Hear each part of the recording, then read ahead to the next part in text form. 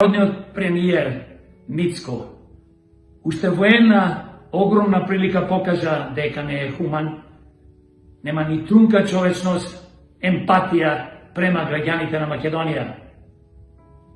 Пред неколку дена имаше состанок со родителите кои ги изгубија своите деца во катастрофалната несреќа што се случи во диско клубот Пулс во Кочани. Поточно убиство се случи таму. Системот, трулиот, криминален систем кој што партиите на власт 35 години го градеа.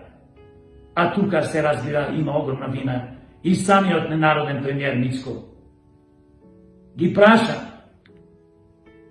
која е цената за животите на вашите деца.